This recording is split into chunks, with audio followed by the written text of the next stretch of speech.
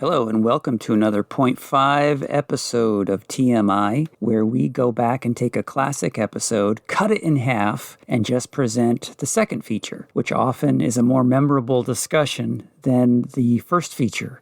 In this case, we are going all the way back to episode 27 and dropping into the middle of a series where we were confessing our childhood traumas in terms of movies. And mine was Beware the Blob, the 1972 sequel to the original 50s classic. And this episode actually features Dave Warhowski, who is the voice of TMI, who provided our full-length opening.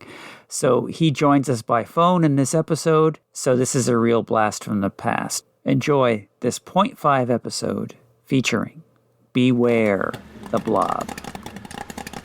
TMI. Confessionals of the Nerd Kind.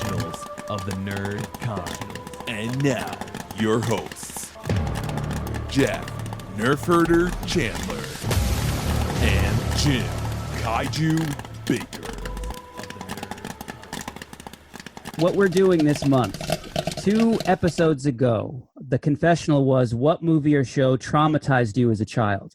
So for all of October, or for most of it anyway, we're picking as our classic features the movies that traumatized us as children. So that's where this initial classic feature for October comes from, Beware the Blob, because it was my pick as a very frightening film for a 6, 7, 8-year-old watching it on TV back in the 70s. So what this is, it's the sequel to the original Blob, made in 1972, directed by Larry Hagman, Jr., from Dallas a little bit later on in his career.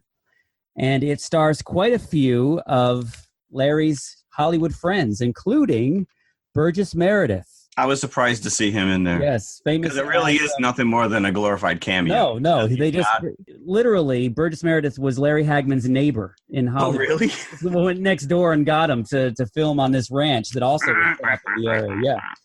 So then we've got Cindy Williams, who is Shirley from Laverne and Shirley. She's in it briefly. This was pre-Laverne and Shirley, though, right? 72, easily. It was the same year or the year before American Graffiti came out, which was also heavily featured Cindy. Yeah. We've got Carol Lindley, who is quite a bit of a genre princess herself, who appeared in The Shuttered Room, the original Night Stalker TV movie, The Poseidon Adventure, Night Gallery, as well as a myriad of Love Boat, Fantasy Island, blah, blah, blah, blah, blah, that type of thing. So we've got Daniel Goldman, who later on did the voice of Brainy Smurf. Oh, really? I do. He's the bearded hippie in this. And he was also the guy in the beginning of Young Frankenstein in the classroom who asks Gene Wilder, "Isn't your name Frankenstein?" And it's got Larry Hagman himself as a hobo doing a cameo in the same scene as Burgess Meredith. He was like a simpleton, though. He was such a simpleton. He did such a bad job of playing that I think Sling Blade fans are offended everywhere. Oh, some people call it a concept blade. I call it a sling blade. So this is a really bizarre movie, especially seeing it as an adult. Like, wait, you missed Dick Van Patten. Yes, Dick Van Patten. He must have been hopped up on freaking goofballs or smoking some of that weed that he was showing off to those. He is so wound up. Who leads the kids to their what appears to be their certain doom. And oh, yeah, spoiler alert. Spoiler alert, yes. He dies. We just don't see it. We just don't see it. We see the aftermath of that. Right. But yeah, so apparently what happens is the plot setup is very simple. We've got somebody coming back from a pipeline work in Alaska, because the original Blob, after it's frozen at the end of the original Blob movie, the government has no other means of disposing of it than dumping it into the Arctic. Because I remember at the end of the original Blob, you see a helicopter dropping it off into the ocean. And then the end credits and a big question mark. It's like, you can't keep that in a freezer somewhere in a government lab. You've got to put it in the ocean. And didn't they freeze it the exact same way in an ice skating rink? How did they freeze it? No, it was in a diner, I think, at the end of the first one. It was covering a diner, and I don't remember how they froze it. How the hell did they freeze it in the diner? I remember the scene in the movie theater where it was coming through the ducts. Yes. But yeah, I don't remember. But anyway, the setup of this movie is we've got somebody coming back from the pipeline. Chester. And beer swilling. Yeah, played by Godfrey Cambridge, who apparently was a sitcom star back in those days. So a lot of familiar faces for TV and movie viewers in the 70s. Yeah. So he's got a little sample of this blob in his freezer, and he's taking it back from Alaska or whatever. And he's more concerned with filling up a flower pot with beer than the actual sample that's he had a serious drinking issue going on there. On his kitchen counter. Right. So the blob pops out of this little freezer canister after they take it out of the freezer and put it on the counter, eats a fly, eats a poor defenseless that kitten. That kitten opened up the whole movie, that whole little kitten in the field. And I love the splat that the blob makes as it flops off the counter. And the cat just kind of like looks at it. It's like, how many takes do you think that took? Yeah, I know. The cat not to run away So then the blob from there, eats Chester, eats his wife. He eats the wife, he eats Chester. And I can't believe that this thing wasn't drunk off its ass after eating Chester, because he was just down in beers left and right. It was like a Coors Light commercial going on there. And then from there, it goes on to decimate the town that it's in. We never really find out where it is, but it's a very bizarre early 70s kind of Scooby-Doo episode, pretty much like the first Blob was, where it's all the kids that know about the blob, but the man... Once again, the adults don't listen to what the kids have to say. The man just don't want to listen to the kids. No. Not having any of it. Go back to Chester for 1 second, which was cool because at one point he's watching TV, and it's the original Blob. Yes. But how meta was that? If you just stayed, you would have known exactly what to do, Chester. Exactly, yeah. So Jim, you talk about this like freaking you out as a kid because it was like real world. This thing was like, there's a point where Chester's he's fixing his TV and he goes to sit down and then does it like numerous times. The thing is in the house, it's behind his chair, and there's a point where it kind of comes up and you just see like a little blobby tendril just about to hit his buttocks, and he's in for it. And you said that really kind of freaked you out as a kid because it was like we all sit in a chair. And it's like, yes. It was inside his house. He wasn't like in the Arctic or anything. He wasn't like on expedition. Yeah. So we need to delve a little bit into that because I think that is what did it for me. The real worldness of it, the bizarre electronic music that they used, which kind of in turns goes from goofy to horror to that. And every time the blob appears, there's like a flatline kind of a sound. Yeah, that's pre-Jaws too, man. That's John Williams is like, that works. So that thing, watching this movie now, it was like PTSD. Every time I heard that sound, it was like, I can't look at a drain anymore. Well, let me ask you this: blob coming through it.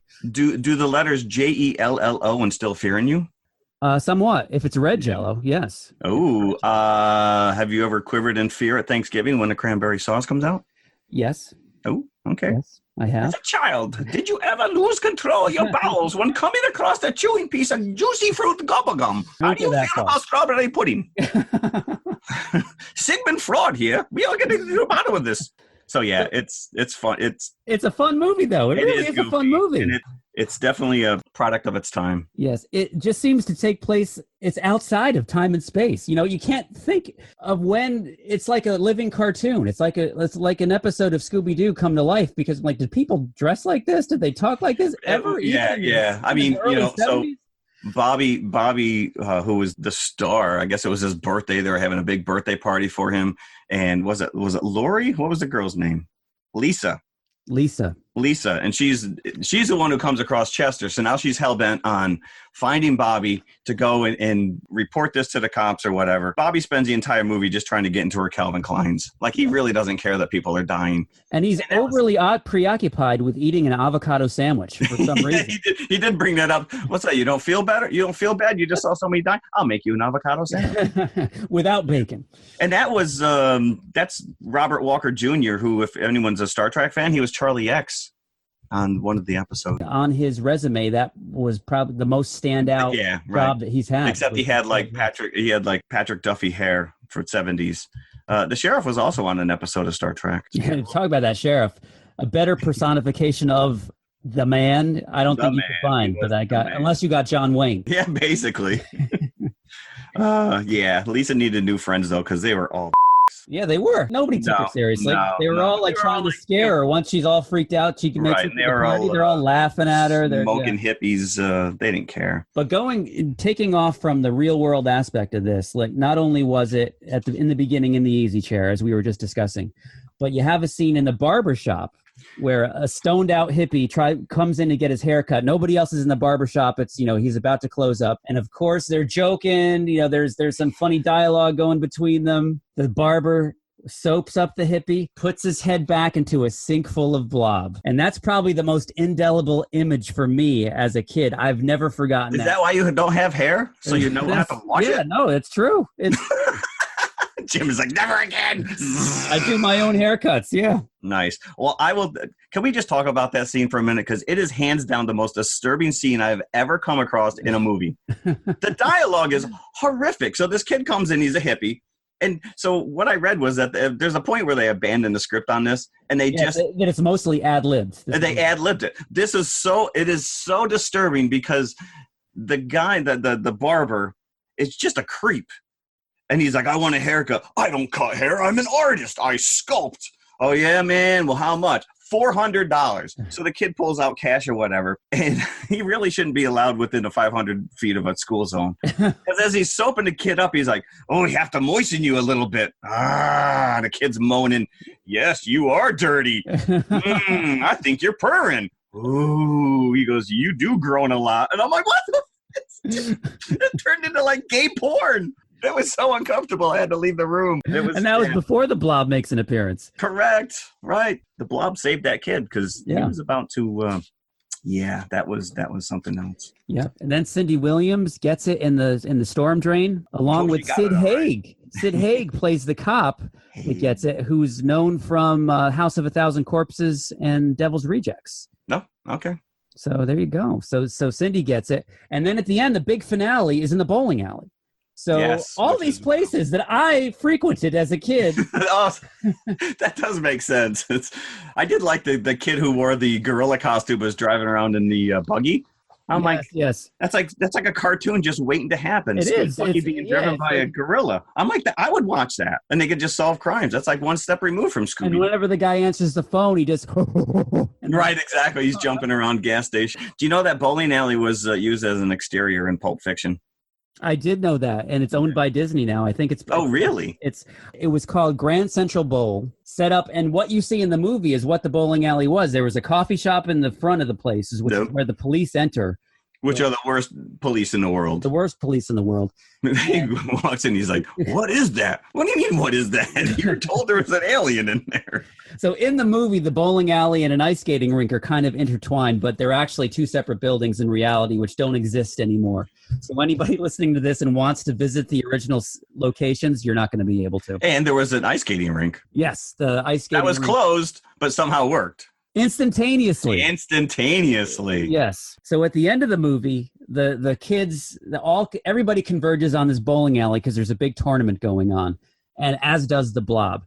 And the blob first comes out from the back of the bowling alley through some heating ducts, and there's two guys that are trying to fix one of the lanes. The blob gets them, and it comes out en masse through all the lanes, and it must be a miniature that they do and just have Jell-O coming through it. It's a very nice effect, even watching it today, I think.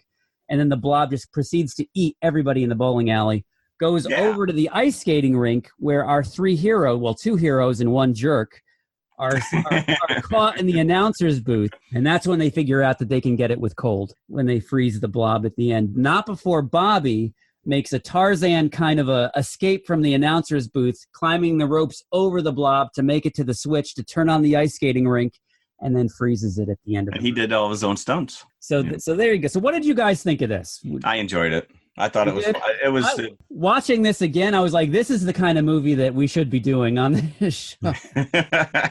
It's just a fun movie. I would have to disagree. I was waiting for that.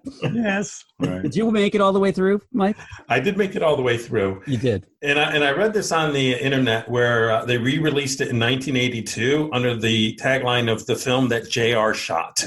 Oh, yes, I did see that. Yeah, because they were riding high on the Hagman Dallas episode. And in some circles, it's known as Sonofblob. rather than Beware the Blob. Ah. That I doesn't think I change like my feeling Beware on the it. Blob. I think I like Beware the Blob better. It was a long time because the first one was 58. So that's a Yeah. long time before, especially back in those days when they had a bit of a hit on their hands, you would just ride the wave and make numerous versions of that movie. Right. And apparently a sequel was planned. You know, it does end kind of open-endedly where... Yeah, well, stupidly, they freeze it and then immediately put hot lights on it. Yeah, a news crew comes out to film the sheriff who's... Oh, he went full on Captain Morgan. Yes, with one leg up on one of the humps Yes. of frozen blob. Yeah. And then, of course, the lights melt out a little section. It pours down into his shoe. As the kid, you know, as the Boy Scout, can I have my lighter? Can I have get my my lighter back? So, yes, that was another, you know, it wasn't a happy ending, I think. No, he just looks up at the camera and goes, "What?" And it just cuts to question mark. Good old Blob. Just in its defense as well, it was nominated in 1975, 3 years after the fact, which is bizarre, but nominated for an Academy of Sci-Fi, Fantasy, and Horror Award for Best Sci-Fi Film. Really? It lost out to Soylent Green. Oh, which But Deservedly so. deservedly so. Some of the other nominees, the original Westworld, Battle for the Planet of the Apes, which was the last of the Planet of the Apes original series, and That movie, I should have chosen that movie. You should have. That freaked me out as a kid. That's Dirk Benedict as Dirk Benedict. It was on not that long ago, and I caught the tail end of it. I always thought it was called Hiss. No, but it's it just. I remember seeing that on TV. Maybe we should do that one instead. Where people of just like American turn into Werewolf. snakes. Yeah, and I didn't realize that was Dirk Benedict. But there you go. So it was nominated for Best Sci-Fi Film of 1975 when it actually came out. It came out in 72. Yeah. Did they re-release it? No, not in 75. No, That's because when you think weird. about it, Soylent Green was 73, Westworld was 73. They had to wait a couple years for there's enough nominees to actually. Yeah, maybe this was the first award show, and they had to go back a few years. Yeah, I think. Those were all good movies. Yeah, except this one. So that this one out is kind of interesting.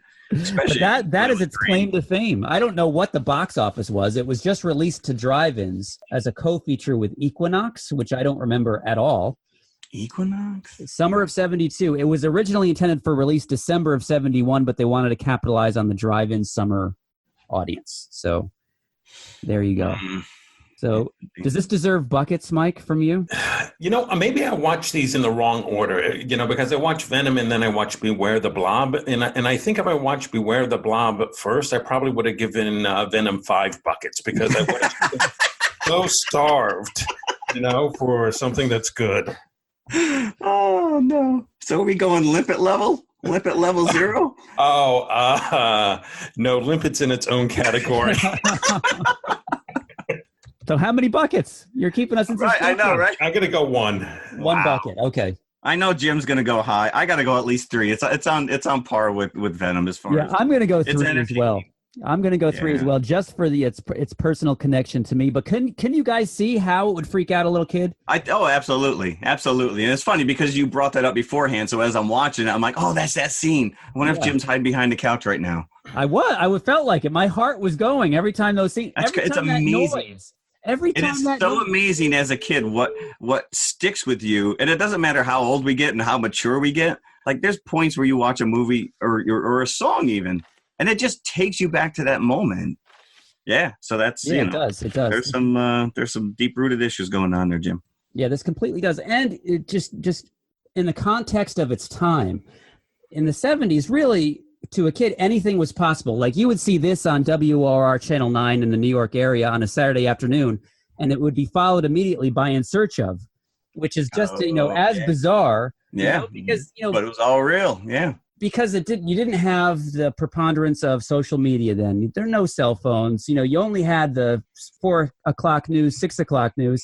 So Bigfoot was a possibility. Flying saucers were a possibility, Yeah. So everything was more mysterious back then. And I think that's why these things affected me as they did. But I agree with you because I love monster movies. But I mean, like big, giant, over-the-top Godzilla, King Kong, because they were so fantastic. But don't give me Frankenstein. Don't give me Werewolf. Don't give me Dracula because they're too close to being real. That was a little too much for me. So I agree. I understand completely. Yeah. And I don't know if my parents remember, but this gave me many sleepless nights, this movie. And yet, as I pointed out last week, every time it was on, I had to watch it. I had to watch it. Yeah, your mom actually called us. She was very mad that you watch it this time, too, because you keep waking her up at night. Mom! At one point, they were going to ban all monster movies. I was like, no, you don't. No, just like you're saying, you don't understand. You don't understand. Godzilla, I can take. Yeah, no. I can control myself. Yeah. Wow. So there you go. I would, three buckets for me. Okay, I agree. 3 buckets. Oh, confessional. Confessionals. We do have I was just about to gloss over our confessional. You're going to go right over it. So this week we had a couple of different options for a confessional question. We ended up on something that really was inspired by Venom. So yeah, we were on the fence. Mike actually plied me with alcohol, so I changed my mind to his choice. Sorry, Jim. So Jeff, let us know what the confessional. So the confessional. So basically, riding on Venom's coattails, which Marvel villain deserves his own movie besides Venom? Obviously, we know that DC is going down the road with not one but 2 Joker movies. We've got tons of superheroes or whatever, and is there a villain out there who deserves his own movie, and why? So obviously, there's some obvious choices. There's some very obvious choices. Even if you're like a cursory fan of Marvel, we all know Doctor Doom. We all know Magneto. Although every X-Men movie is basically a Magneto movie, so there's no way whatsoever that he deserves his own flick at this point. It's true. He steals every movie that he's in. Absolutely, it's straight up the Xavier and Magneto. Buddy films. I don't know. Do you want to go first? Mike, you want to go first? You're the comic guy. You know what? I mean, I didn't take, there were obvious ones, obviously, as you say, sort of Doctor Doom, Galactus, etc. Yep. And I was like, why go that route? So I didn't pick one. I picked a group, and that's the Hellfire Club. Oh, nice. Oh. So that's your... Interesting. Yeah, that's your Sebastian Shaw, your Emma Frost, your Harry Leland. Yeah. Jason Weingart is Mastermind, Donald Pierce. So, I thought that might make an interesting story. I like that choice because that's basic. Yeah. So basically you have a superhero bad guy group, little secret society, the old turn of the century wardrobe and whatnot. If anybody's not familiar with the Hellfire Club, they came out of the X-Men early run with John Byrne, correct? Isn't that right? That is correct. There's Chris Claremont, John Byrne, and it seems almost plausible in a way. I kind of like the genre it's set in. As you say, they're sort of coming out of the 19th century tradition, and they in this Hellfire Club, and I just feel like there's some potential there. I agree. I like that choice a lot. And of course, Emma Frost has gone on, and she's now actually a member of X-Men. Yes, she is. Was she married to Cyclops? I know she was dating him at one point. I think just dating. Oh, okay. She's just keeping it casual. But her powers were different back then. Now she can turn into diamond or she can change her skin tone. I don't remember. I don't think that's what her powers were originally. Her original powers were a diamond. Oh, it was? Yep. Okay. All right. Then I like that choice. I like it. Solid choice. Yeah. So can I go? Yeah, go ahead. All right. My choice was kind of informed by Venom. Because I was thinking of what kind of not just villain that I'd want to see on screen, but what kind of a villain could be sympathetic and that maybe be a good guy as well as a bad guy, like that an audience could actually root for throughout the movie. The anti-hero. And I also made me think about my favorite Spidey villains other than Venom. And I thought Man-Wolf, Morbius, the Living Vampire, and no, they're not sympathetic characters. So my all-time Spidey favorite villain has always been the Lizard, Kurt Connors.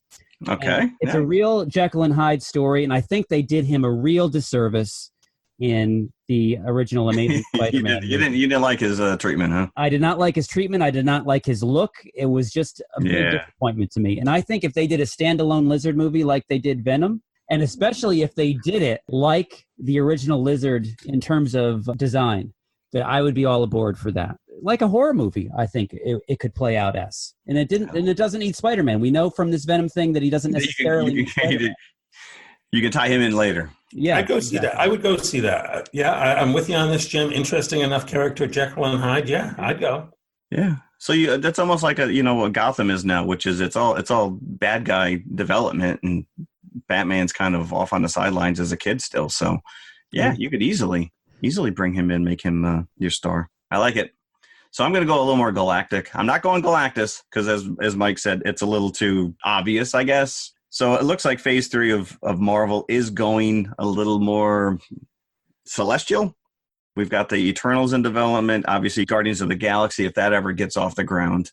So I'm going to go with a really cool looking guy, Fin Fang Foom, who is a giant lizard dragon looking guy. I couldn't tell you his backstory. I couldn't tell you his history. And I think he fought the Hulk a lot, even though he was a big Iron Man villain, and he was on one of our TMI commercials. Oh, Fin Fang Foom, that's right. Anyways, Fin Fang Foom, I thought he'd be cool to look at and cool to root for. So Dave, do you have any input on this one?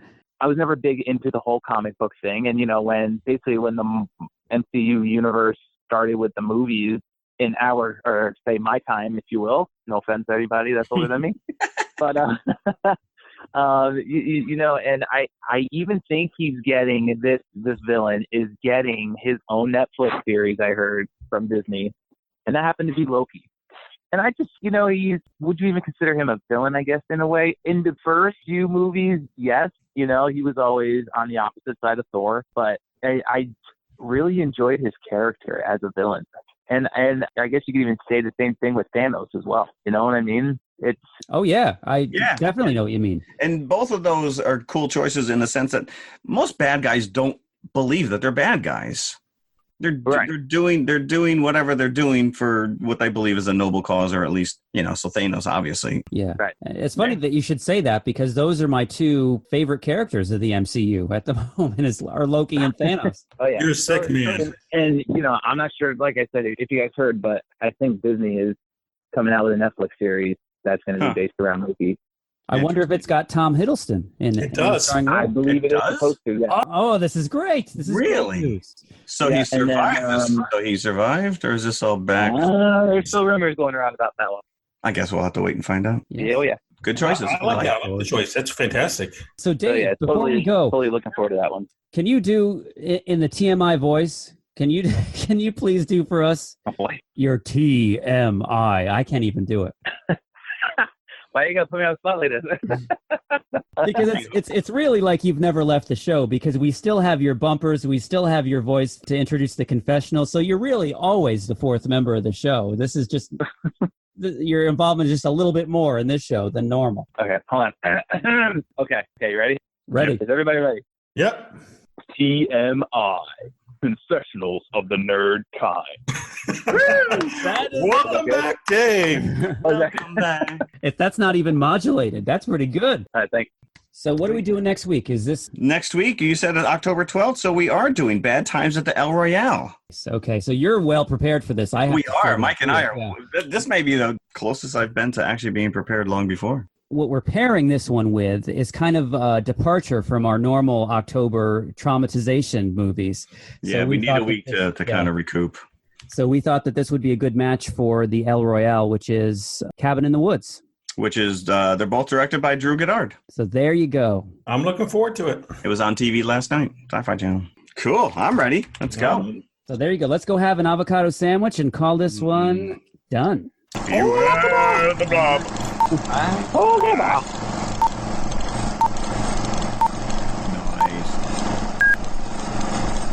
If you like what you just heard, be sure to follow TMI Confessionals of the Nerd Kind on Apple Podcasts, iHeartRadio, Amazon Music, Spotify, or whatever you listen to your podcasts on. Also, be sure to email us at tmipodcast2018@gmail.com. You can also follow us on all of our socials. We're on Instagram, X, Facebook, Threads. Just go to tmiconfessionalspodcast.com. All of our links are there. And leave us a 5-star review. See you at the concession stand.